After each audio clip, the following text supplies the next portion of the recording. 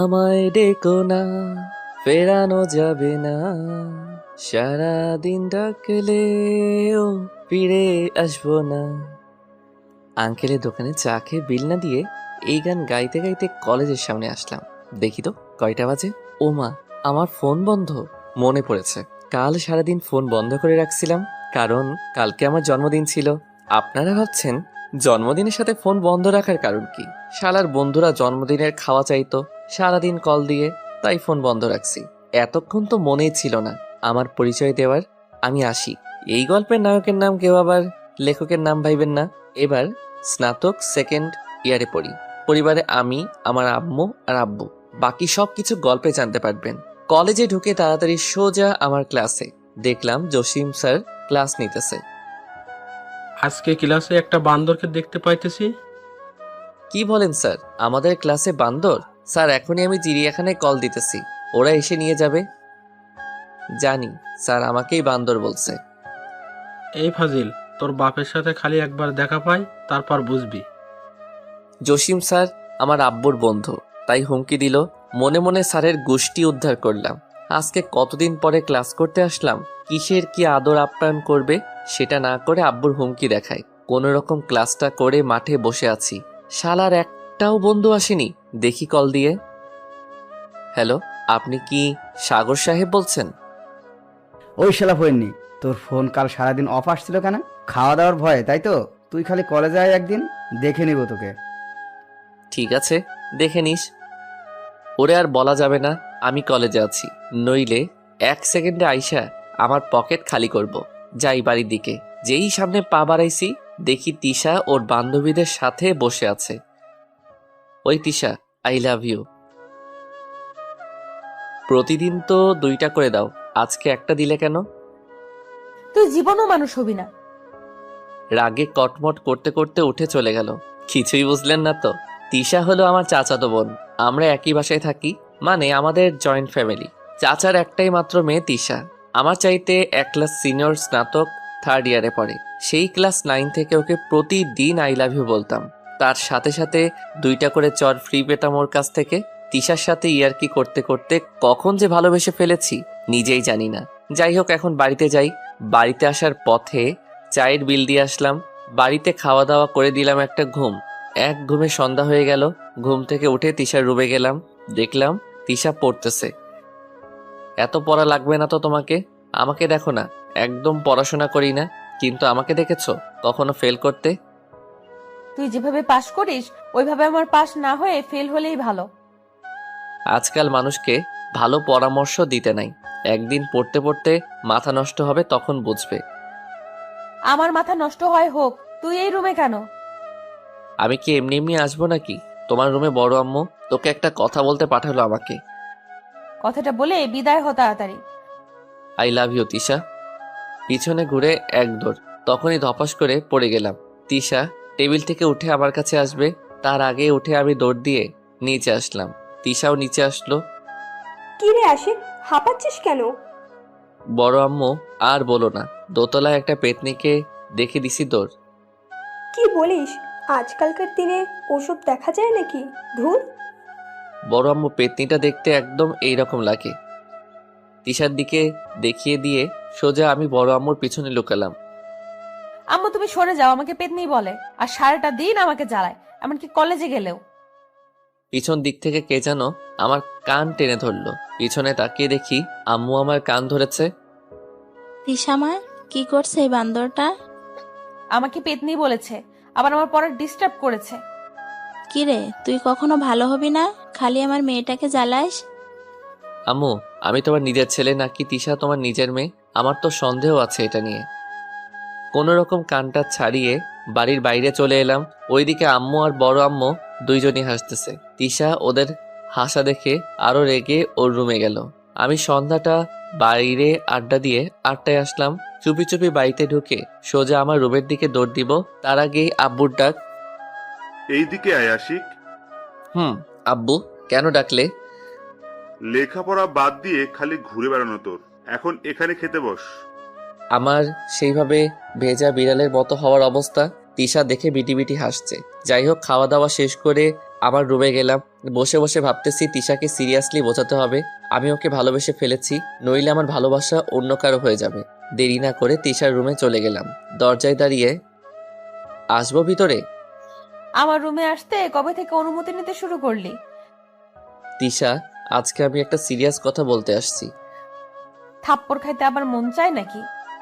দেখো, আমি সিরিয়াস হয়ে মন থেকে বলছি, আমি তোমাকে সত্যিই ভালোবাসি। আমি তোমার সাথে এখন কোনো মজা করতেছি না। দেখ আশিক, আমি তোর চাচাতো বোন হই, আর তাছাড়া আমি তোর বড়। বুঝতে পেরেছে, আমি সিরিয়াসলি বলছি। তুমি চাচাতো বোন, নিজের তো আর না। আর তুমি আমার 1 ক্লাস সিনিয়র, কিন্তু বয়স তো প্রায় একই। এটা কখনোই সম্ভব না। তুই চলে যা এখান থেকে এক্ষুনি। প্লিজ তিশা, সত্যি আমি তোমাকে ভালোবাসি। তোকে যেতে বলেছি কিন্তু। আমি ওইখান থেকে চলে আসলাম আমার রুমে। বসে বসে ভাবছি হয়তো রেগে আছে আমার উপর, তাই বলছে। সকালে উঠতে উঠতে দেরি হইল। কলেজের 2টা ক্লাস হয়ে গেছে, তাই রুমে বসে গান শুনছিলাম। তখন সাগর কল দিল। আশিক কোথায় তুই? কেন রে? তিশা আপু প্রেম করে, আমাদের আগে বলিসনি কেন রে? আমরা তো জানতাম না। কি উল্টাপাল্টা কথা বলিস তিশা? প্রেম তো দূরের কথা, কোনো ছেলে বন্ধু নাই তার। তুই বললেই আমি বিশ্বাস করবো নাকি? এই তো কলেজ মাঠে এক সিনিয়র ভাই তিশাকে কলেজ মাঠে প্রপোজ করলো, আর আপুর সাথে সাথে রাজি হয়ে গেল। সাগরকে আর কথা বলতে না দিয়ে আমি তাড়াতাড়ি কলেজ মাঠে গেলাম। দেখলাম সত্যি তিশা একটা ছেলের সাথে হেসে হেসে হাত ধরে হাঁটতেছে। আমি নিজেকে আর ধরে রাখতে পারলাম না। আমি সোজা গিয়ে ছেলেটার হাত তিশার হাত থেকে সরিয়ে নাক বরাবর একটা ঘুষি দিলাম। তারপর আরো কয়েকটা মারলাম। হঠাৎ তিশা ছেলেটার সামনে দাঁড়ালো, ঠাস ঠাস করে 2টা চড় আমাকে মারলো। পুরো কলেজ আমার দিকে তাকিয়ে আছে। তুই আমার চাচাতো ভাই, তুই তোর মতো থাকবি। আমার পার্সোনাল ব্যাপারে কথা বলতে বলছি তোকে? এতদিন অনেক সহ্য করেছি, নেক্সট টাইম তোকে আমার আশেপাশে যেন না দেখি। বখাটে ছেলে কোথাকার। তিশা ছেলেটাকে নিয়ে চলে গেল। আমি সেখানেই দাঁড়িয়ে আছি। তিশা আমাকে থাপ্পড় দিয়েছে পুরো কলেজের সামনে। এতদিন যে থাপ্পড় দিত সেটা 2-1 জনের সামনে। বড় কথা, তিশা আমাকে এতটা ঘৃণা করে আগে জানতাম না। সাগর আমার কাছে এসে আমাকে সাইডে নিয়ে গেল। আমার যেন এখনো বিশ্বাসই হইতেছে না তিশা এটা করলো। তিশা বলেছে ওর আশেপাশে না যাইতে। আর যাব না। সাগরকে বলে আমি বাসায় চলে আসলাম, শুয়ে ঘুমিয়ে গেলাম। অপরদিকে তিশা বাড়িতে এসে একলাই ভাবতে লাগলো, আজকে আমি কি করলাম আশিকের সাথে? এটা কি ঠিক হলো আমার? আবার ভাবে ওকে তো আমি প্রায় চড় দেই, কিছুই তো মনে করে না। আজকে 5 দিন হলো আমি তিশার সাথে দেখা বা কথা বলি নাই। তিশা যখন কলেজ যেত তখন আমি বাড়িতে থাকতাম। তিশা আসার আগে আমি আবার বাড়ির বাইরে চলে যেতাম। এখন সবার সাথে একসাথে খাওয়া দাওয়া হয় না আমার। আজকে 4-5 দিন থেকে আশিককে কোথাও দেখছি না। সারাক্ষণ আমাকে বিরক্ত করতো, এখন একদম করে না। তারপর আমাকে খুঁজতে আমার রুমের দিকে আসছে তিশা। এদিকে আমি কারো আসা শব্দ শুনে আইডিয়া করলাম তিশা হতে পারে, তাই তাড়াতাড়ি ওয়াশরুমে ঢুকে দরজা লাগাই দিলাম। তিশা আমার রুমে না পেয়ে আমার আম্মুর কাছে যায়। ছোট আম্মু, আশিককে দেখি না কয়দিন থেকে, কোথাও গেছে নাকি? কই না তো তিশা, তবে আগের মতো নেই, কেন জানি। ও আজকে আম্মু আর আব্বু নাকি কার যেন বিয়ে খেতে যাবে। আমাকেও বললো যেতে। আমি বলে দিয়েছি যাব না, মন মেজাজ ভালো নেই তাই। পরে আম্মু আর আব্বু গাড়িতে করে বিয়ে খেতে গেল। ঘন্টা খানিক পর বড় আব্বু কল দিল। আশিক বাবা, আর কিছু বলার আগে কান্না করে দিল। বড় আব্বু, কি হয়েছে? তুমি কান্না করতেছো কেন? তোর আব্বু আর আম্মু অ্যাক্সিডেন্ট করেছে, কেউ আর বেঁচে নেই। তুই তাড়াতাড়ি হসপিটাল আয়। না, এটা হতে পারে না। কাঁদতে কাঁদতে দৌড়ালাম। চোখের সামনে শুধু আম্মু আব্বুর স্মৃতি ভাসছে। আমার এই পৃথিবীতে আব্বু আম্মু ছাড়া কি আছে আর? এটা কখনোই হতে পারে না। চোখ যেন আজকে কোনো কথাই শুনছে না, শুধু পানি বের হইতেছে। কিছুক্ষণের মধ্যে হাসপাতালে চলে আসলাম। দেখি বড় আব্বু একটা চেয়ারে বসে কাঁদতেছে। বড় আব্বু, আমার আম্মু আব্বু কোথায় বলো আমাকে? বড় আব্বু হাত দিয়ে ইশারায় পাশের একটা রুম দেখিয়ে দিল। আমি তাড়াতাড়ি পাশের রুমে গেলাম। দেখলাম সাদা কাপড় দিয়ে ঢাকা 2টা বেডে 2 জন। তখনই এই রুমে বড় আম্মু আর তিশাও চলে আসলো। আমি কাপড় সরিয়ে দেখি আব্বু আর আম্মু ঘুমিয়ে আছে। আব্বু আম্মু, তোমরা ঘুমিয়ে আছো কেন? তোমরা তো কার যেন বিয়েতে যাবে, সেখানে না যেয়ে শুয়ে আছো কেন? আমি যাবো না বলেছি দেখে তোমরাও যাওনি বুঝি? ঠিক আছে, আমিও যাবো, উঠো এখন। এই তোমরা উঠছো না কেন? কথা বলো। আব্বু আম্মুর ওকে স্পর্শ করে। বড় আম্মু, দেখো আব্বু আম্মু উঠছে না, আমার উপর রাগ করে আছে। যাইনি তাদের সাথে, তাই তুমি একটু বলো না রাগ করে যেন না থাকে। আর আমার খুব কষ্ট হইতেছে। সবাই আমার পাগলামি দেখে কান্না করতেছে। বাবা, সত্যিটা মেনে নিতে হবে, তোমার আব্বু আর আম্মু বেঁচে নেই। না, আমাকে ছেড়ে তারা যেতে পারে না। তোমরা ভুল বলতেছো। সেদিনের পর থেকে আমার জীবনের হাসি আনন্দ সব বন্ধ হয়ে গেছে। সারাদিন আমার রুমে বসে থাকতাম। আমি কোনোভাবে আম্মু আব্বুকে ভুলতে পারতেছিলাম না। বেশ কিছুদিন কেটে যাওয়ার পর তিশা আমার কাছাকাছি ছিল সব সময়। এই সময়টাই আব্বু আমার মৃত্যুর কারণে সব মান অভিমান ভুলে গেছি। একদিন তিশা এসে আমাকে বলছে, আশিক, আজকে তোকে একটা কথা বলবো, কথাটা কি রাখবি? কাজটা করলে আমি সারা জীবন তোর কাছে ঋণী হয়ে থাকবো। কি কাজ বলো, চেষ্টা করব। তোকে তো আব্বু আম্মু বিশ্বাস করে ও ভালোবাসে। আমি তো একজনের সাথে রিলেশন করি, তুই জানিস। এখন যদি তুই আব্বু আম্মুকে রাজি করাইতি তাহলে আমাদের বিয়েটা হইতো। ঠিক আছে, বলবো। আমি ভেবেছিলাম তিশা আমাকে কিছুটা হলেও পছন্দ করে, কারণ যেভাবে তিশা আমার পাশে থেকেছে, এই কয়দিন কেয়ার করতো সব সময়। ধন্যবাদ। আমার গালটা একটু টেনে দিয়ে গেল। আব্বু আম্মু মারা যাওয়ার পর এই শহরটা আমার দম বন্ধ হয়ে আসছিল। শুধু তিশার জন্য এখানে ছিলাম। এখন তিশাও যে অন্য কারো, আমি থেকে কি করব এই শহরে? সিদ্ধান্ত নিলাম চলে যাব এখান থেকে। যদি না যাই তাহলে তিশাকে অন্য কারোর সাথে দেখলে আমার কষ্ট আরো দ্বিগুণ হারে বেড়ে যাবে। রাতে আমি বড় আব্বু ও বড় আম্মুর রুমে গেলাম। তোমাদের একটা কথা বলতে আসলাম। বলো বলো আশিক, কি বলবে? তিশা এখন অনেক বড় হয়েছে। হয়তো তোমরা তার বিয়ের কথা ভাবতেছো। তুমি হঠাৎ এইসব কথা বলছো কেন? বলছি এই কারণে, তিশা একজনকে ভালোবাসে। হয়তো বেশ কিছুদিন থেকে তাদের রিলেশন। তোমাদের যে তিশা এই কথা বলবে সেই সাহস হইতেছিল না, তাই আমাকে বলতে বলল। আমি আশা করব তিশার সুখের কথা চিন্তা করে তার পছন্দকে গুরুত্ব দিবে তোমরা। চোখের কোণে পানি নিয়ে তাদের রুমে চলে আসলাম। আমার রুমে এসে আমার প্রয়োজনীয় জিনিস ব্যাগে নিলাম। আজকে রাতেই চলে যাব এই শহর থেকে। কোথায় যাব জানি না, তবে এতটুকু বলতে পারি, সেখানে তো ভালোবাসার মানুষটাকে অন্যের সাথে দেখবো না। বাড়ি থেকে বেরিয়ে আসলাম। আসার আগে একটা চিঠি লিখে আসলাম তিশার জন্যে। এদিকে বড় আম্মু ও আব্বু তিশার রুমে যায়। তিশা, আমি এগুলো কি শুনতেছি? তুমি নাকি কাকে ভালোবাসো তার কথা আমাকে বলতে আশিককে বলেছিলে? এই কথা আশিক তোমাকে বলেছে? একটা কথা তোমাকে স্পষ্ট করে বলে রাখি, তোমার আর আশিকের বিয়ে সেই ছোটবেলা থেকে ঠিক হয়ে আছে। দুঃখের বিষয়, আমার ছোট ভাইটা তার ছেলের বিয়ে দেখে যেতে পারলো না। অন্য ছেলের সাথে প্রেম ভালোবাসার কথা ভুলেও মুখে আনবে না। সত্যি বলছো তুমি আব্বু? আমাদের বিয়ে আগে থেকে ঠিক করা? আমি তো আশিককেই ভালোবাসি, শুধু ওকে জেলাস ফিল করাতে তোমাকে অন্য ছেলের কথা বলতে বলেছি। ছেলেটা কষ্ট পেয়েছে রে। আমাদের সাথে যখন কথা বলতেছিল তখন দেখেছি ওর চোখে পানি। কালকে ওকে সরি বলে দিব।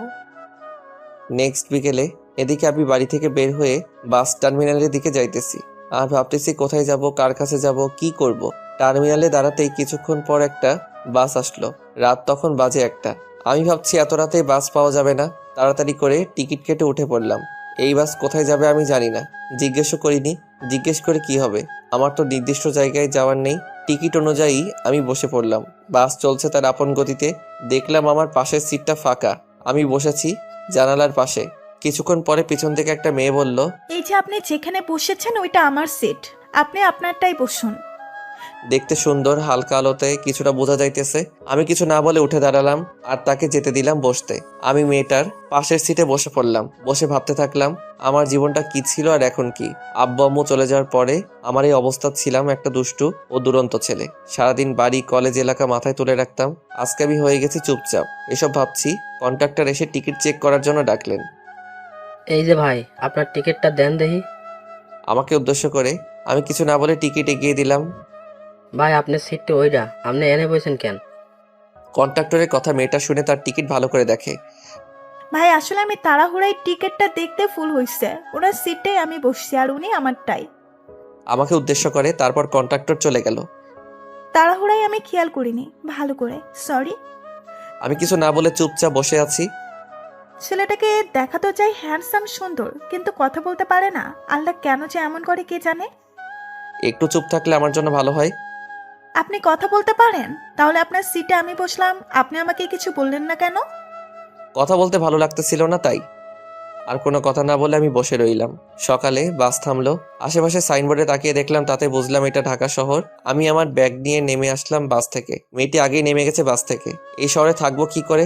না আছে কাজের ব্যবস্থা আমার, না আছে টাকা পয়সা। তখনই মনে পড়লো আব্বু থাকতে তিনি আমাকে হাত খরচের জন্য প্রায় টাকা দিত আমার বিকাশ নম্বরে, কিন্তু আমি প্রয়োজন না থাকায় কখনো বের করা হয়নি সেই টাকা। তারপর বিকাশ চেক করে দেখলাম 27,000 টাকা আছে। আব্বুর টাকা আজকে কাজে লাগছে। আশেপাশে খোঁজ নিয়ে একটা কলেজে ছাত্রাবাসে থাকার ব্যবস্থা করলাম। এদিকে সকালে তিশা আমাকে খুঁজতে আমার রুমে গেলে দেখে আমি নাই। আম্মু, আশিক কোথায়? তিশার আম্মুর কাছে যেতে যেতে, আশিক তো সারাদিন ঘরেই থাকে, দেখ হয়তো বাথরুমে গেছে। তিশা আবার ঘুরে আমার রুমে যায়, দেখে আমি বাথরুমেও নাই, তাই আবার বের হবে তখনই টেবিলের উপর একটা কাগজে দেখতে পাই। তিশা এগিয়ে গিয়ে কাগজটা হাতে নিয়ে পড়তে থাকে। তিশা, হয়তো তুমি আমার এই চিঠিটা পড়তেছো। তোমাকে সেই ক্লাস 9 থেকে ভালোবেসেছি। কিভাবে আর কি কারণে ভালোবেসেছি আমি নিজেও জানি না। ফাইজলামি দুষ্টামি করতে করতে তোমাকে অনেকবার বোঝাইছি যে আমি তোমাকে পছন্দ করি, কিন্তু তুমি বোঝনি সেটা। যে আমি তোমাকে পছন্দ করি কিন্তু তুমি বোঝনি সেটা। আমার ভালো থাকার মূল মন্ত্র ছিল আব্বু আম্মু আর তুমি। আব্বু আম্মু তো আমাকে একা ছেড়ে চলে গেল, তুইও এখন অন্যের হয়েছো। বিশ্বাস করো, আমার এখানে থাকতে দম বন্ধ হয়ে আসছে, তাই চলে যাইতেছি এই শহর ছেড়ে। কখনো দেখা হবে কিনা জানি না, দোয়া করি আল্লাহ তোমাকে যেন সুখে রাখে। তিশা চিঠিটা পড়ে কান্না করতে থাকলো। তিশার আম্মু আসলো রুমে, তখন তিশা আম্মুকে চিঠিটা দিয়ে কান্না করতে থাকলো। তিশার আম্মু কাগজ পড়ে তিনিও কান্না করতেছে। আম্মু, আমার জন্য আশিক আজকে চলে গেল আমাকে ছেড়ে। আমার ওকে এইভাবে বলাটা ভুল হয়েছে। এখন আমি কোথায় পাবো তাকে? কান্না করিস না, আমরা ঠিক পেয়ে যাব আশা করি। থাকার মতো একটা জায়গা হলো, কিন্তু আমাকে কিছু একটা করতে হবে। বসে বসে খাওয়া যাবে না। যে টাকা আছে তাতে 2-1 মাস খাইতে পারবো, তার আগে আমাকে একটা ব্যবস্থা করতে হবে। আজকে 3 দিন ঘুরলাম শহরটা, কিন্তু কোথাও কাজের জায়গা পেলাম না। হতাশ হয়ে রুমে বসে আছি, তখন এক বড় ভাই আসলো, ছাত্রাবাসে থাকে। কি ব্যাপার, তোকে চিন্তিত মনে হইতেছে? ভাই আসলে তেমন কিছু না, শুধু ভাবছি এখানে একটা কাজের ব্যবস্থা করব কিভাবে, এটাই। তোমার নাম যেন কি? ভাই আমার নাম আশিক। তো তুমি কোনো কলেজে ভর্তি হওনি? না ভাই, এখানে নতুন আমি, আর আমার লেখাপড়া করার মতো টাকা পয়সা হবে না। একটা কাজের ব্যবস্থা করে চেষ্টা করব পড়াতে। পার্ট টাইম জব করবে আমার এক পরিচিত লোকের ফ্যাক্টরিতে, তাহলে কলেজে পড়তে পারবে। ভাই কাজের ব্যবস্থা করে দিলে তো খুবই ভালো হয়। আপনাকে যে কি বলে ধন্যবাদ দিব আমার জানা নেই ভাই। ধন্যবাদ দিতে হবে না, তুমি কলেজে ভর্তি হলেই আমি খুশি হব, বুঝলে? ঠিক আছে ভাই। পরের দিন ভাই ওই ফ্যাক্টরিতে নিয়ে গেল। আমার কাজের সময় 2টা থেকে রাত 10টা পর্যন্ত, বেতন 8,000 টাকা। ইনশাল্লাহ এতে আমার দিন চলে যাবে। পরের দিন আমি কলেজে গিয়ে ভর্তি হলাম, বিকেলে কাজে গেলাম, আসলাম 10টায়। এভাবে কাজ আর কলেজ করতে করতে আমার জীবনে 2টা বছর কেটে গেল। সারাদিন কলেজ কাজ নিয়ে ব্যস্ত থাকলেও রাত হলে ঠিকই তিশা আর আব্বু আম্মুর কথা মনে পড়ে। তাদের কথা ভেবে প্রায় প্রতি রাতেই কেঁদে বালিশ ভিজাই। কিছুদিন আগে আমার স্নাতক পড়া শেষ হইল, রেজাল্ট হয়েছে, তাতে মোটামুটি ভালো রেজাল্ট করেছি। এখন আমাকে একটা জব করতে হবে, নতুন একটা বাড়ি ভাড়া নিতে হবে। আজকে কাজে গেলাম। আঙ্কেল, আমার কালকে আসতে একটু দেরি হবে। কেন বাবা, কোনো সমস্যা? আসলে তেমন কিছু না, কাল একটা চাকরির ইন্টারভিউ আছে তাই। ও ঠিক আছে। 2 দিন আগে একটা কোম্পানিতে চাকরির জন্য আবেদন করছিলাম, সেটারই ইন্টারভিউ কাল। পরের দিন সকালে আমি রেডি হয়ে ঠিকানা মতো হাজির হইলাম। অনেক পরীক্ষার্থী বসে আছে, একে একে সবাইকে ডাকলো, আমাকেও ডাকলো। ইন্টারভিউ ভালোই দিলাম, কিন্তু মনে হয় না আমাকে নিবে, কারণ এখন টাকা ছাড়া বা মামা খালু ছাড়া চাকরি হয় না। হতাশ হয়ে চলে আসলাম। এভাবে অনেক কয়টা চাকরির ইন্টারভিউ দিলাম, সবগুলোতে একই অবস্থা। কালকে আবার একটা ইন্টারভিউ আছে, বেশ সাদামাটা ভাবেই গেলাম সেখানে। ওয়েটিং রুমে দেখি অনেকেই বলতেছে আমার ইনি আছে উনি আছে, আবার কেউ বলছে আমি এত টাকা দিছি। আমি ভেবে নিলাম এটাও হবে না আমার, তাই সময় নষ্ট না করে চলে আসতে লাগলাম। এই ছেলে কোথায় যাও? আমার মনে হয় না যে এই চাকরিটা হবে, কারণ যেটা বুঝলাম যে 4 জন নেবে সেটা আগে থেকে ঠিক করা। সময় নষ্ট না করে চলে যাইতেছি। তুমি কোথায় কি শুনেছো জানি না, তবে এই অফিসের বস খুবই ভালো মানুষ। তিনি সত্যিকারের মেধা দেখে চাকরি দেন। তুমি যদি মেধায় টিকতে পারো তাহলে তোমার চাকরি হবে। দেখি তাহলে ইন্টারভিউ দিয়ে কি হয়। একে একে সবাই দিল ইন্টারভিউ। 108 নম্বরে আমার সিরিয়াল আসলো। সেই সকাল থেকে বসে আছি, এখন প্রায় দুপুর হয়ে আসছে, প্রচুর খিদা লাগছে। আমি ইন্টারভিউ বোর্ডে প্রবেশ করলাম, দেখলাম 3 জন লোক বসে আছে আর একটা সিট খালি রয়েছে তাদের মাঝে। তারা আমাকে প্রশ্ন করলো, আমি মোটামুটি উত্তর দিলাম। তারপর একটা স্যার আমাকে বলল, তোমার তো চাকরি হবে না, কারণ তোমার আগে কোনো চাকরির অভিজ্ঞতা নাই। স্যার আমার চাকরিটা খুবই দরকার। এভাবে বললে তো হবে না, তাহলে তো সবাই এভাবে চাকরি নিতে পারতো। আমরা অভিজ্ঞতা ছাড়া নিতে পারবো না। স্যার প্লিজ, আমার খুবই দরকার। আপনি এখন আসতে পারেন, যান। কি আর করার, তাই টেবিলের উপর থাকা আমার কাগজপাতি নিয়ে ব্যাক হয়ে আসবো। দেখলাম একজন মেয়ে আসলো রুমে, 3জন স্যার মেয়েটাকে সালাম দিল দাঁড়িয়ে। আমি পিছনে না তাকিয়ে বের হইতেছি। আমজাদ সাহেব, ইনি চলে যেতেছে কেন? ইন্টারভিউ দিবে না? ওনাকে ক্যান্সেল করা হয়েছে। ওনার অভিজ্ঞতা নাই আগে জব করার। এই ছেলে দাঁড়াও, এদিকে আসো। জি বলুন।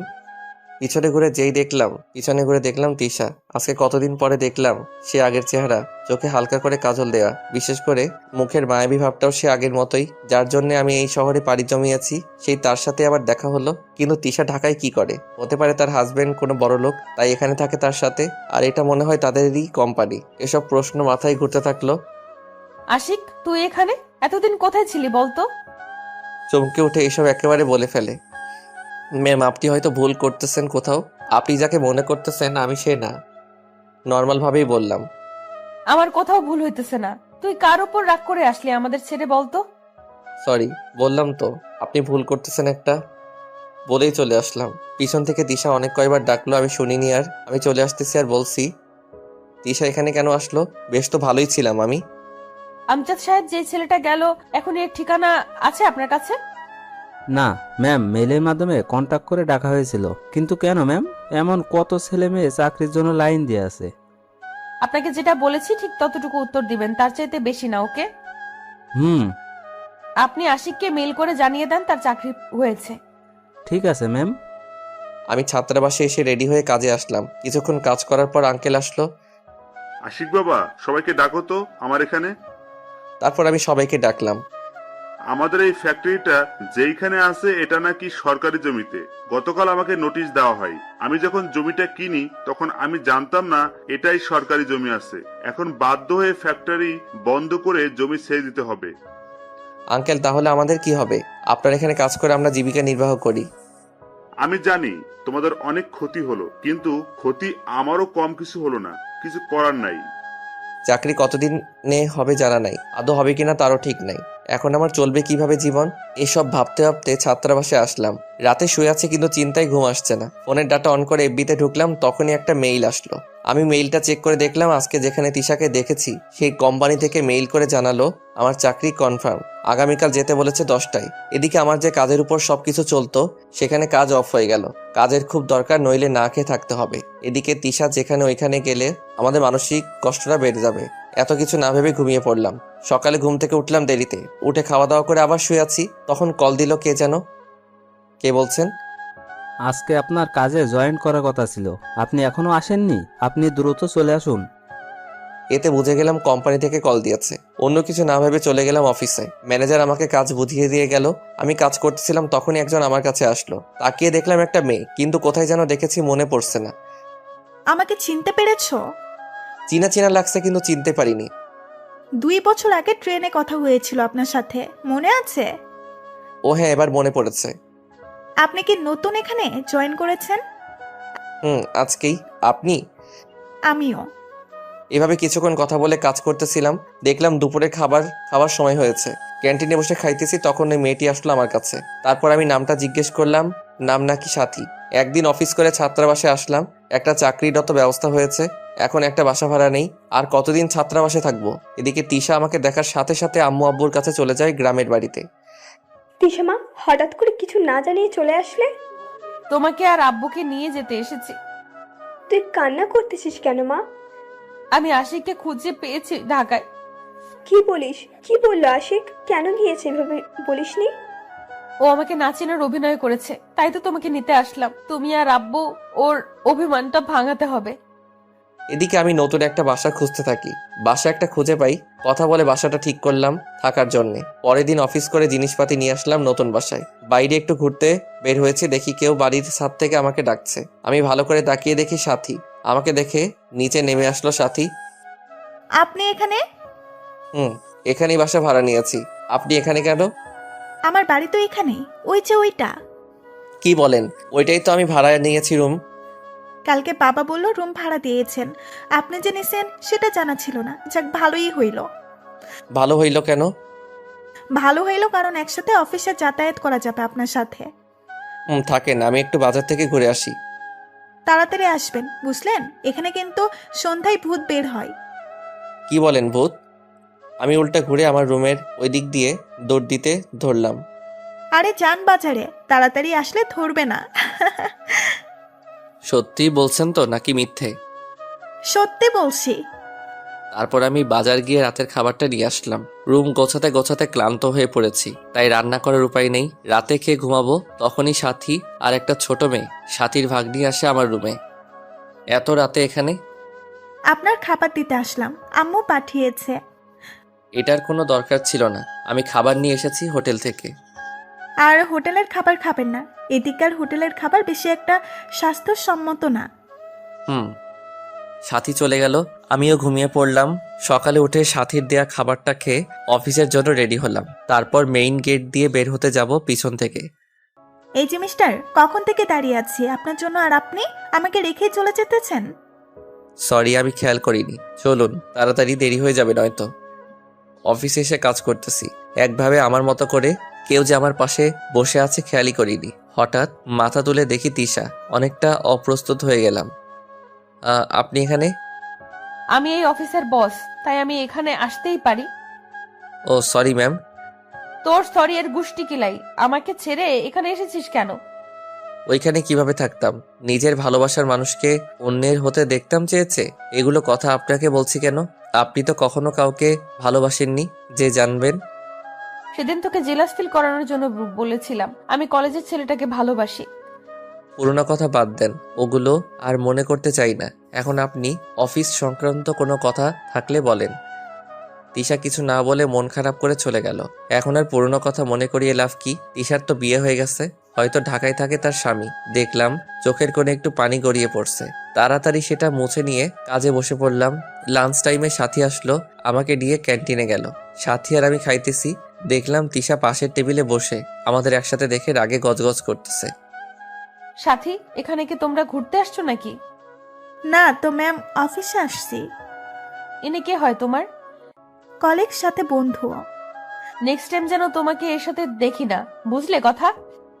আমি নীরব দর্শকের মতো দেখছি আর ভাবছি এইরকম আমার উপর অধিকার যদি তিশা আগে দেখাতো তাহলে ওকে ভালোবাসা দিয়ে রাঙিয়ে রাখতাম। কিন্তু আফসোস, বিকেলে অফিস করে রুমে এসে অফিস ড্রেসে বিছানায় গা এলিয়ে দিলাম। শরীরটা ক্লান্ত থাকায় ঘুমিয়ে গেলাম। কলিং বেল বাজার শব্দে ঘুম ভাঙলো। তাড়াতাড়ি যেয়ে খুলে দিলাম। খোলার সাথে সাথে বড় আব্বু আম্মু আমাকে জড়িয়ে ধরে কান্না করতে লাগলো।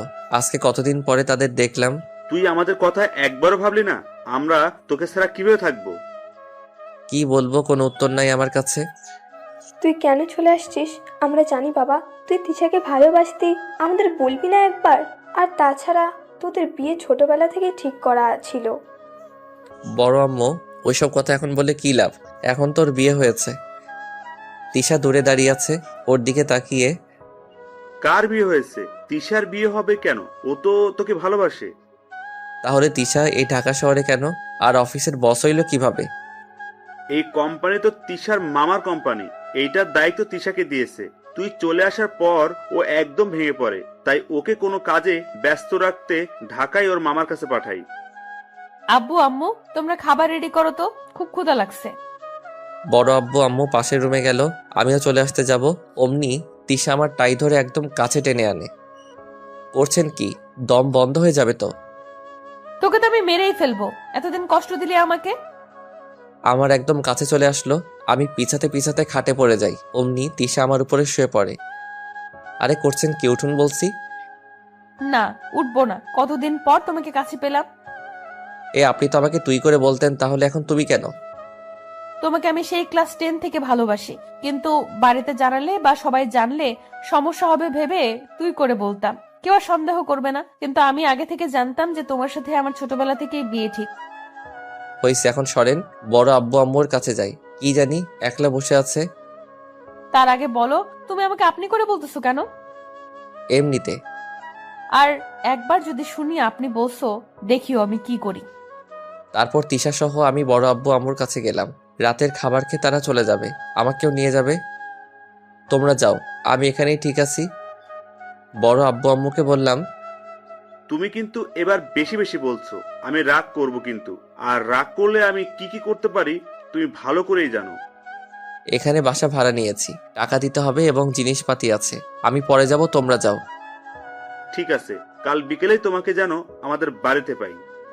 আব্বু আম্মু তোমরা গাড়িতে বসে চলে যাও, আমিও কাল বিকেলে যাব একসাথে। কি বলেন, আপনি এখানে থাকবেন? আমি ব্যাচেলর রুম ভাড়া নিয়েছি। এইখানে মেয়ে দেখলে আমার চরিত্র নিয়ে বাজে কথা উঠবে। তারপর তিশাও তারা সবাই চলে গেল। আমিও ঘুমিয়ে গেলাম। সকালে উঠে ফ্রেশ হয়ে বের হইলাম অফিসে যাওয়ার জন্য। সাথী আছে আমার সাথে। আমি বাড়ির গেট পার হইলাম, তখনই একটা মাইক্রো এসে থামলো। আশিক চলো আমার সাথে। চাইতেছি তো অফিসে। একটা কাজ আছে, তুমি আসো। সাথী তুমি অফিসে চলে যাও। ঠিক আছে ম্যাম। আমি গাড়িতে বসে আছি। কিছু দূর যাওয়ার পর হঠাৎ গাড়ি থামিয়ে, ওই তোর সাথে সাথে কি মেয়েদের সাথে কথা বলতে খুব ভালো লাগে নাকি তোর? সাথী আমার সাথে প্রায় অফিস যায়, আর কি থাকবে। না থাকলেই ভালো। তারপর অফিস করে বিকালে বাড়িতে আসার সময়, আপনাকে একটা কথা বলার ছিল। বলুন দেখি। আপনাকে দেখতে দেখতে আর মিশতে মিশতে কখন যে ভালোবেসেছি আমি নিজেই জানি না। কি বলেন এগুলা? এই যে সাথী, আশিক আমার হবু বর আর প্রেমিকও। সাথী কান্না করতে করতে চলে গেল। আমিও ওর কাছে গেলাম। সাথী, ভালোবাসা তো এক পাক্ষিক হয় না। তুমি আমাকে ভালোবাসো, আমি তো তোমাকে ভালোবাসি না। আমি ছোটবেলা থেকে তিশাকে ভালোবাসি। সাথী মন খারাপ করে চলে গেল। আমিও চলে আসলাম বাড়িতে। ব্যাগ গুছাইতেছি, দেখলাম দরজায় কে যেন দাঁড়িয়ে। আমি দেখার সাথে সাথে চলে গেল। একটু পর তিশা আসলো আমাকে নিয়ে। তিশা যে ফ্ল্যাটে এখন থাকে ঢাকায়, ওইটাই গাড়িতে। তিশা আমার সাথে একটাও কথা বলে নাই। ফ্ল্যাটে এসে তিশা ওর রুমে হন করে চলে গেল। আমি ব্যাগ রেখে গেলাম ওর রুমে। গিয়ে দেখি দরজা খোলা রেখেই ড্রেস চেঞ্জ করতেছে। এই কি করো, থামো থামো। লুচু ছেলে কোথাকার, মেয়ের রুমে আসছো, নক দিবে না?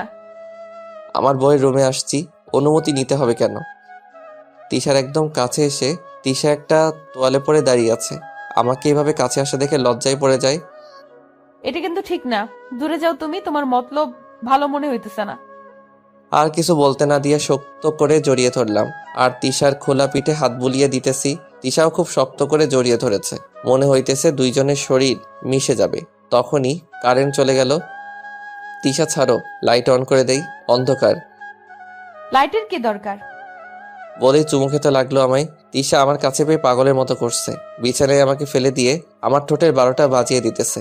তখনই বড় আম্মু আসলো দরজায়। তিশা, লাইট জ্বালিয়ে দিতেছিস না কেন? এই তিশা, বড় আম্মু আসছে, সরো। আম্মু তুমি যাও, আমি একটু পরে লাইট জ্বালিয়ে দিব। এদিকে আমাকে চুমু খেতে খেতে, ঠিক আছে।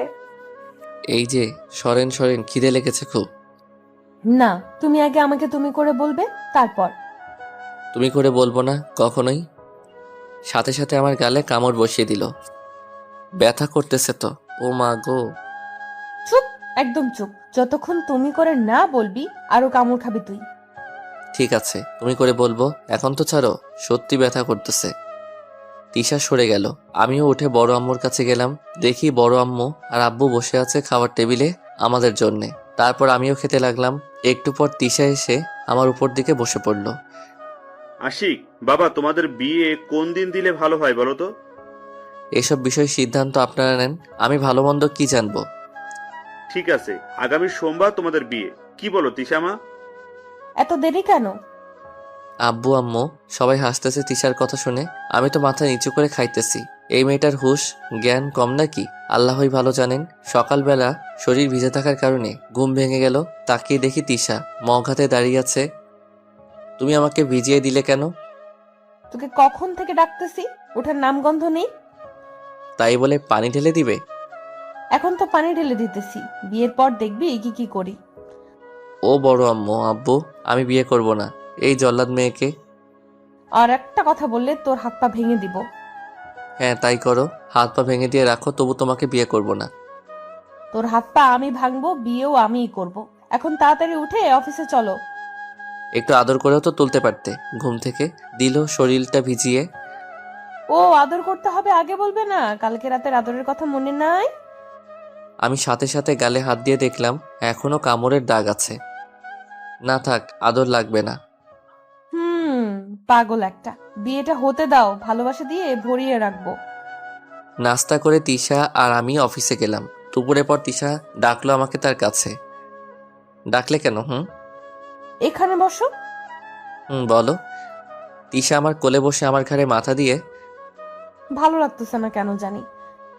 কেন পাগলি, কি হয়েছে? জানি না, চলো আজকে কোথাও থেকে ঘুরে আসি। অফিস আছে এখনো। থাক অফিস, চলো তো। তারপর অফিস থেকে বের হলাম। তিশা গাড়ি বের করবে, তখন আমি, আজকে গাড়ি না, আমার সাথে আসো। একটা রিক্সা ডেকে উঠলাম, দুইজন। কোনো গন্তব্য নেই, সারা বিকেল ঘুরবো আজকে। তিশা আমার ঘাড়ে মাথা রেখে বসে আছে। তিশা, তোমার শরীর কি খারাপ লাগতেছে? না, শরীর ঠিক আছে। তুমি চুপচাপ থাকলে আমার কি ভালো লাগে বলো?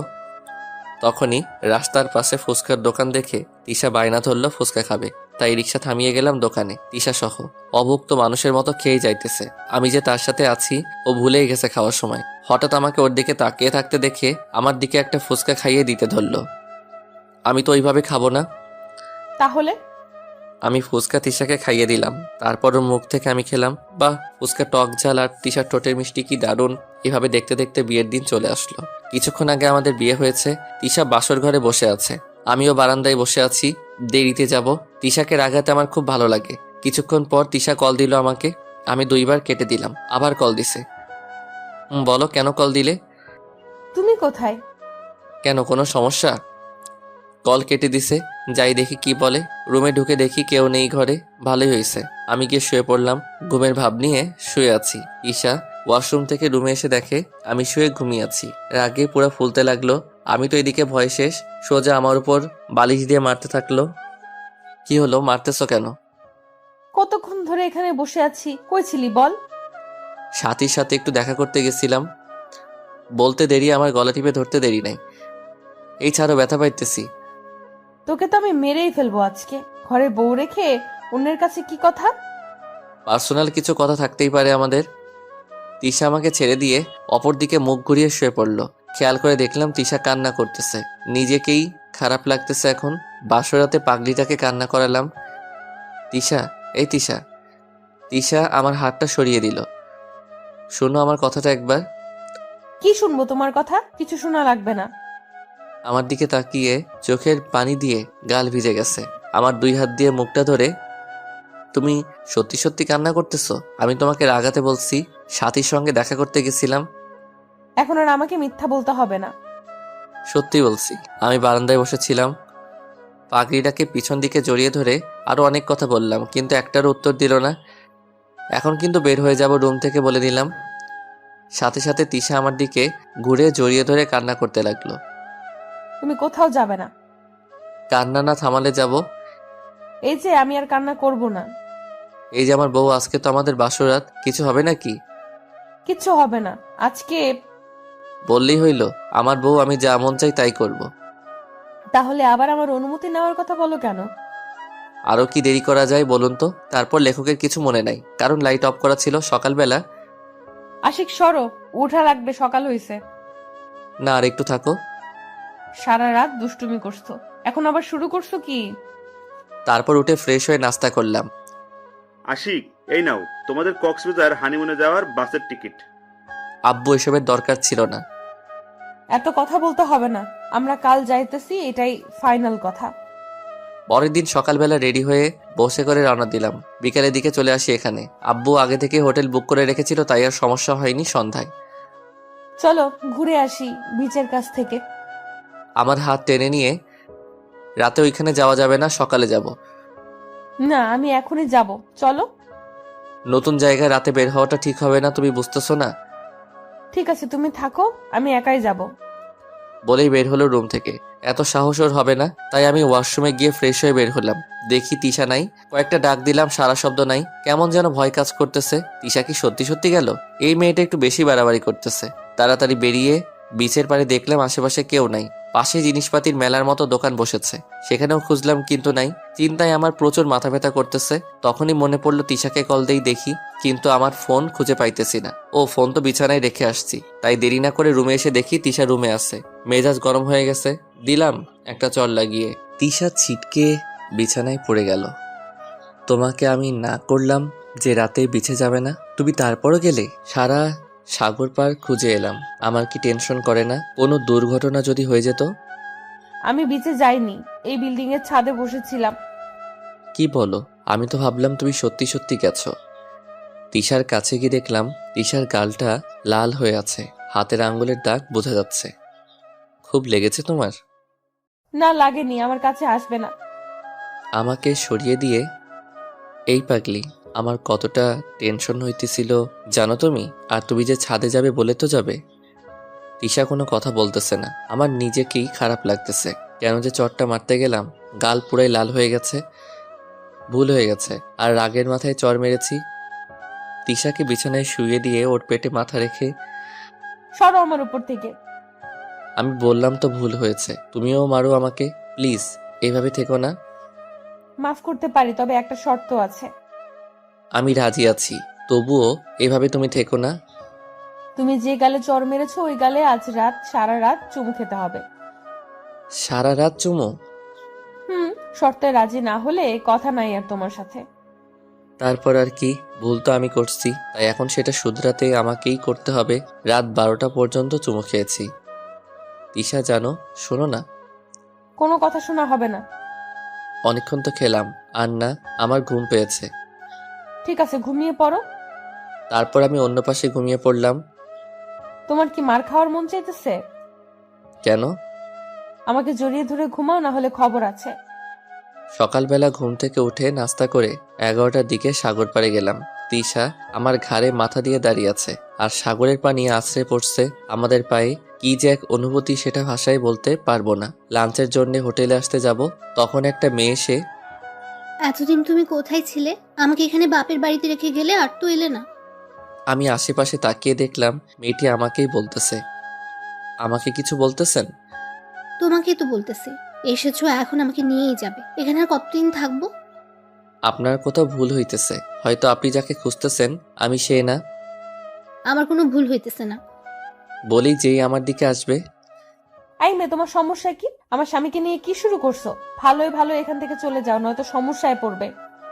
তোমার স্বামী মানে? উনি আমার স্বামী, আমাদের একটা ছোট ছেলেও আছে। তিশা কিছুটা দূরে সরে গিয়ে আমার দিকে কেমন একটা নজরে তাকালো। তিশা মনে মনে ভাবছে, আশিক মাঝে আমার মধ্যে দূরত্ব ছিল, তখন কি সে অন্য একটা বিয়ে করেছে? তিশা বিশ্বাস করো, আমি কিছুই বুঝতেছি না। কে ও, কোথা থেকে, কি কিছুই বুঝতেছি না। সত্যি করে বলো তো আশিক, আমাদের কাছ থেকে চলে আসার পরে তুমি কি বিয়ে করেছিলে? কি বলতেছো তিশা? আমি বিয়ে করব কেন? আমি এই মেয়েটাকে চিনি না বলতেছি। তাহলে ইনি কি মিথ্যা বলতেছে? বিশ্বাস করো, আমি কারোর সাথে সম্পর্কেও জড়াইনি, আর বিয়ে তো দূরের কথা। গলাটা ভারী হয়ে আসছে, আর চোখ ভিজে গেল। কিছুক্ষণের মধ্যে বেশ কিছু মানুষ জমতে শুরু হলো। ভাইয়েরা দেখেন তো এই মহিলা কি কি বলতেছে, আমি নাকি তার স্বামী হই। আপনারা কিছু মনে করবেন না, এই মেয়েটা পাগলি। সারাদিন সাগর পাড়ে ঘুরে বেড়ায়। ওর স্বামী ওকে ছেড়ে চলে গেছে, তাই যাকেই দেখে তাকেই ওর স্বামী ভাবে। কি বলবো, বুকের উপর থেকে একটা পাথর সরে গেল। সেখানে আর না থেকে হোটেলে ডাইরেক্ট চলে আসলাম। এসে শুয়ে আছি, মাথাটা প্রচুর ব্যথা করতেছে। তিশা আমার কাছে এসে বসলো। সত্যি বলতে মেয়েটা যেভাবে বলতেছিল তাই তোমাকে বলেছি। তুমি বিয়ে করছো নাকি, আমাকে ক্ষমা করে দাও। আমার মাথায় হাত বুলিয়ে আমি কিছু না বলে পাগলিটার কোলে মাথা দিয়ে শুয়ে আছি। খারাপ লাগতেছে। মাথাটা প্রচুর ব্যথা করতেছে। দাঁড়াও, টিপে দিতেছি। তিশার নরম হাতের ছোঁয়ায় অনেকটা ভালো লাগতেছে। তিশা হইছে, এখন শুয়ে রেস্ট নাও তুমি। এখানে কি শুয়ে রেস্ট নিতে আসছি নাকি? তাহলে কি করতে? তিশা কিছু না বলে আমার ঠোঁটের সাথে তার ঠোঁট এক করে দিল। পাগলের মতো ঠোঁটে চুমু খাইতেছে, মাঝে মাঝে কামড়ে দিতেছে। তাই নিজেকে ছাড়িয়ে নিয়ে, তুমি কামড়াইতেছো কেন? ব্যথা পাইতেছি। আমার স্বামী, আমি কি করি? বলি আবার শুরু করলো। তারপর দুজনে হারিয়ে গেলাম এক সুখের রাজ্যে সন্ধ্যায়। এই উঠো, ফ্রেশ হতে হবে। না, আমি উঠবো না। আমার বুকে নিজেকে শক্ত করে চেপে ধরে কোনো উপায় না পেয়ে তিশাকে কোলে করে ওয়াশরুমে নিয়ে গেলাম। ওকেও ফ্রেশ করলাম, আমিও করলাম। তারপর খাওয়া দাওয়া করে, তিশা চলো বাসায় চলে যাই, এখানে ভালো লাগতেছে না। ঠিক আছে, কখন যাবে? কাল সকালেই যাই তাহলে। ওকে, আমি তাহলে জিনিসপাতি গুছিয়ে রাখি। আমি রিসোর্টের বারান্দায় দাঁড়িয়ে আছি। এখন থেকে সমুদ্রের বিশালতা অনুভব করা যায়। হঠাৎ করে আব্বু আম্মুর কথা মনে পড়ে গেল। আজকে তারা বেঁচে থাকলে কত সুন্দর হইতো, কতটা খুশি হইতো। এটা শুনলে যে তিশাকে আমি বিয়ে করেছি, চোখের কোণ দিয়ে পানি অটোমেটিক গড়িয়ে পড়ছে। তিশা পিছন থেকে জড়িয়ে ধরে আছে, সেদিকে আমার কোনো খেয়াল নেই। আশিক, এদিকে আসো তো। বলেই আমাকে নিয়ে বিছানায় শুয়ে দিল। আমার মাথাটা ওর কোলে দিয়ে, কান্না করবে না একদম। আব্বু আম্মু চলে গেছে, তুমি কান্না করে কি তাদের আরো কষ্ট দিতে চাও? এভাবে থাকতে থাকতে ঘুমিয়ে পড়ি। মধ্যরাতে দেখি আমি এখনো তিশার কোলে। পাগলিটা খাটে হেলান দিয়ে বসে বসে ঘুমাইতেছে। আমি ওকে আমার বুকে নিয়ে শুয়ে পড়লাম। পরের দিন সকালে আমি আর তিশা বেরিয়ে পড়লাম ঢাকার উদ্দেশ্যে। বিকেলে চলে আসলাম, দেখি বাড়িতে একটা মহিলা আর লোক। মামা মামি তোমরা এখানে? আসলাম। এটা বুঝি তোর স্বামী? এই হইতেছে আশিক। আমি সালাম দিলাম। উত্তর না নিয়ে কেমনভাবে তাকালো আমার দিকে, তাতেই বুঝলাম আমাকে পছন্দ করে নাই। আমি আর কথা না বলে উপরের রুমে গেলাম। রেস্ট নিয়ে বাইরে বের হব, দেখি বারান্দায় কারো হাসির আওয়াজ ভেসে আসছে। এখানে কার হাসি দেখার জন্য গেলাম, দেখি একটা ছেলে আর তিশা হাসাহাসি করছে। সত্যি বলতে বুকের ভিতরটা কেমন যেন নড়ে উঠল। ওদের সামনে গেলাম, দেখলাম তিশা হাসাহাসি বন্ধ করে দেয়। তোমাদের ডিস্টার্ব করলাম, জানতাম না তোমরা এখানে, নইলে আসতাম না। ডিস্টার্ব করবে কেন? এইটা হইতেছে আমার মামাতো ভাই সোহেল। বলেই চলে আসলাম। রাতে শুয়ে শুয়ে ফেসবুকিং করতেছি, তিশা আসলো আমার কাছে, এসে আমার উপর শুয়ে পড়লো। এটা কি হলো? কিছু না। এই আশিক শোনো না। বলে ফেলো। আমার দিকে তাকাও। বলতে থাকো তো। তিশা ছো মেরে আমার হাত থেকে ফোনটা কেড়ে নিয়ে মেঝেতে ছুঁড়ে মারে। আমার স্বাদের ফোনটা টুকরো টুকরো হয়ে গেল। কি করলে? আমার ফোনটা তো শেষ হয়ে গেল। উঠে মেঝের দিকে যাব। কই যাস তুই? চুপচাপ এখানেই থাক, নয়তো খবর আছে তোর। তিশার দিকে তাকিয়ে দেখি সত্যি সত্যি রেগে গেছে। ভয়ে চুপসে গেলাম, হ্যাবলার মতো তাকিয়ে আছি ওর দিকে। তুমি এখনই যেখানে থেকে পারো আমার জন্য বকুল ফুল নিয়ে আসবে আর আচার নিয়ে আসবে, যাও। আমি কোথায় থেকে আনবো এত রাতে? কাল নিয়ে আসবো। আমার এখনই লাগবে, এখন না আনলে তোমার ফোনের মতো তোমাকেও ভেঙে ফেলবো বলে দিলাম। আমি পড়লাম এক মহা ঝামেলায়। রাতে কোথায় পাবো বকুল ফুল? না এনেই বা কি করব? আজকে তিশা আমার কাছে কিছু চাইলো, সহজেও চায় না। বেরিয়ে পড়লাম রাস্তায়, আনমনে হেঁটেই যাইতেছি। রাস্তার ল্যাম্পপোস্টের দিকে তাকিয়ে তাকিয়ে এক দোকান থেকে আচার নিয়ে বাড়ি যাইতেছি। তিশাকে কোনোভাবে বোঝাতে হবে বকুল ফুল নাই, গ্রাম হলে সব জায়গায় পাওয়া যেত। কি মনে করে রাস্তার পাশে দাঁড়ালাম, দেখি বৃষ্টি পড়তেছে হালকা।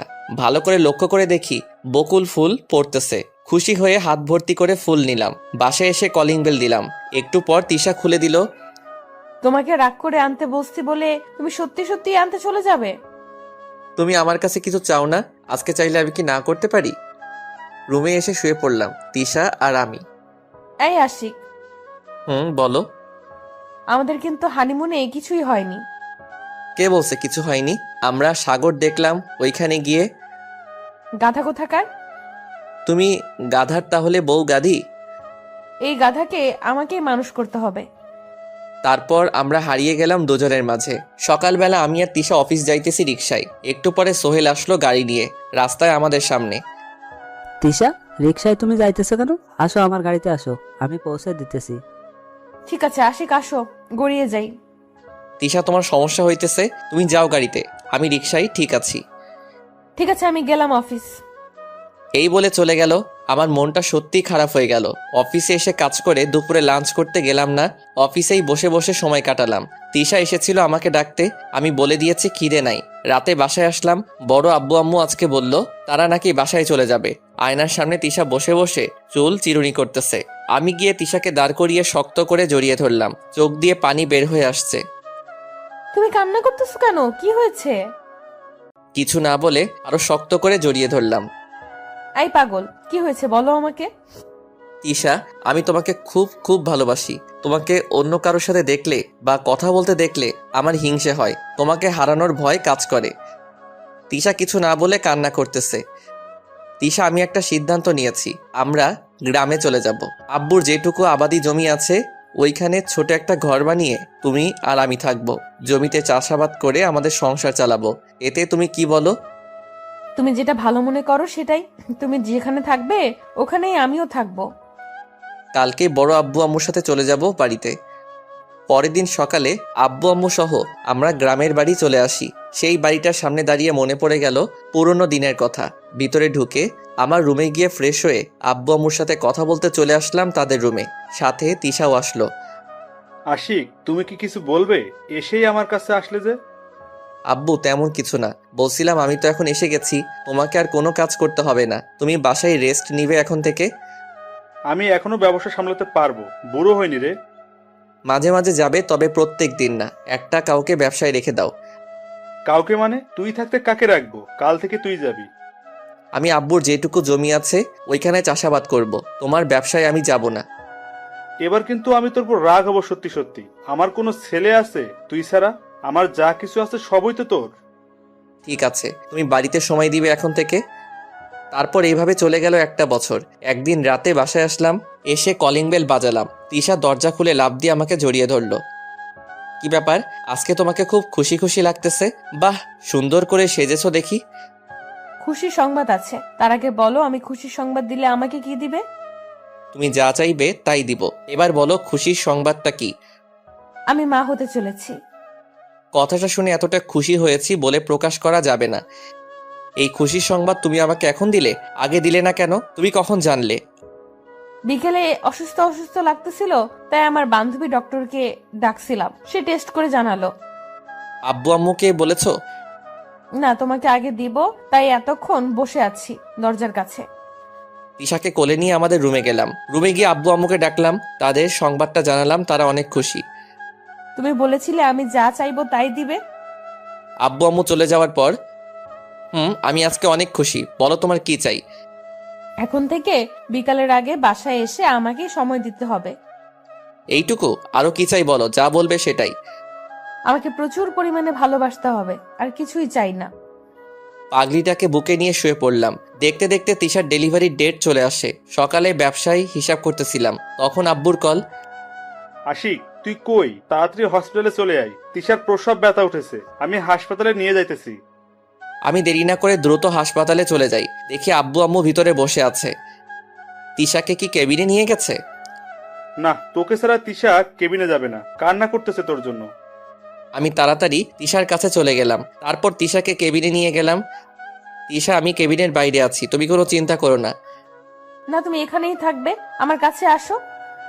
দুলা ভাই, আপনি বসেন তিশার সামনে, না হলেও কান্নাকাটি শুরু করবে। শান্তা ডক্টর তিশার বান্ধবী। তিশা ওর হাতটা দিয়ে আমার হাত শক্ত করে চেপে ধরে আছে।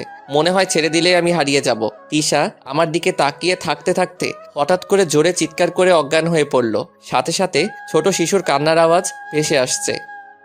শান্তা, কি হলো তিশার? ও কথা বলতেছে না কেন? কি হলো ওর?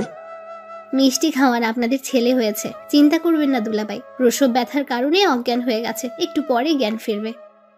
কিছুক্ষণ পরে আব্বু আম্মু আসলো কেবিনে। আমাদের ছেলেকে কোলে নিয়ে কথা বলতেছে। আমি তিশার দিকে তাকিয়ে আছি আর মাথায় হাত বুলিয়ে দিতেছি। আব্বু বাবুটাকে আমার কোলে দিল। দেখতে একদম ওর মায়ের মতো হয়েছে। বাবুর কান্নার শব্দে তিশা চোখ খুললো। আমি তিশাকে দিলাম আমাদের সন্তানকে। দেখেছো, তোমাকে বলেছিলাম না আমাদের সন্তান ছেলে হবে? আমার কথাই ঠিক হলো। তোমার এখন কেমন লাগতেছে? ঠিক আছো তুমি? তুমি আমার পাশে থাকলে আমার কিচ্ছু হবে না, আমি ঠিক আছি। শান্তা, তিশাকে বাসায় নিয়ে যাওয়া যাবে কখন? নর্মাল ভাবেই হয়েছে, তাই কোনো সমস্যা নাই। হাসপাতালের পরিবেশ ভালো না, কাল সকালে নিয়ে যাই দুলা ভাই। সেদিন রাতে আমি তিশার সাথে বসে আছি। এই, আমাদের বাবুটার নাম রাখতে হবে না? তুমি একটা নাম রাখো। তুমি রাখো, যেটা ভালো মনে হয়। ঠিক আছে, আমাদের বাবুর নাম হবে মোহাম্মদ বিন আব্দুল্লাহ। ওয়েট, তুমি এই নাম জানলে কিভাবে? এটা তো আমি অনেক বছর আগে আমার বাবুর নাম রাখবো বলে ঠিক করে রেখেছিলাম। আমি জানি, তাই তো এটা রাখলাম। তোমার ডায়েরিতে লেখা আছে, দেখেছিলাম। পরের দিন সকালে তারা বাসায় আসলো 4 বছর পর। আব্বু আব্বু, আমাকে না আম্মু বকা দিয়েছে। কি এত বড় সাহস? আমার ছেলেকে বকা দিয়েছে? তোমার আম্মুকেও আমি বকা দিব, ঠিক আছে? বাইরে থেকে বাসায় ঢুকছি আর ছেলেকে বলছি। ঠিক আছে। রাতে ঘুমানোর আগে আব্দুল্লাহ আর আমি দুষ্টামি করছিলাম বিছানায়। এখানে কি হইতেছে? চিল্লাচিল্লি কেন? আমি আর আব্দুল্লাহ দুইজনার মুখের দিকে তাকিয়ে একটা চাপা হাসি দিলাম। এতে তিশার রাগ আরো বেড়ে গেল। আব্বু, আজকে তোমার খবর আছে, যা রেগে গেছে আম্মু। আব্দুল্লাহ আমার ফোন নিয়ে কার্টুন দেখতেছে বিছানায়। তিশা আয়নার সামনে দাঁড়িয়ে চুল ঠিক করছে। আমি পিছন দিয়ে তিশাকে জড়িয়ে ধরলাম। ছাড়ো আমাকে, কি করছোটা কি? আমি আমার বউকে ধরেছি, ছাড়ার কোনো প্রশ্নই ওঠে না। এখন ভালোবাসা উতলে পড়ছে, তাই না? ছেলেকে পেলে তো আমাকে ভুলে যাও তুমি। সব ভালোবাসা ছেলেকেই দেয়, আমাকে দেয় না। ওলে বাবালে, আমার পাগলিটা রাগ করেছে, আসো একটু আদর করে দেই। এই ছাড়ো, বাবু আছে তো এখানে, চলো ঘুমাবে এখন, আসো।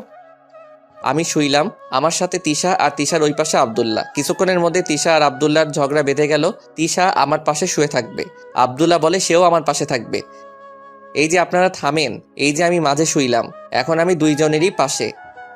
তারপর তিশা আমার বুকে মাথা দিয়ে শুয়ে পড়ল, এদিকে আব্দুল্লাহও শুয়ে পড়ল। কিছুক্ষণ পরে আমার ঠোঁটে কিছু একটা অনুভব করতে পারলাম। চোখ খুলে দেখি তিশা আমাকে কিস করতেছে। এটা তিশার প্রত্যেক দিনের কাজ। পাশে তাকিয়ে দেখি আমার ছেলে আমাকে ধরে ঘুমিয়ে আছে। এভাবেই পার করে দিতে চাই সারাটা জীবন। বেশ সুখে শান্তিতে কাটছে আমাদের জীবনের পথ চলা।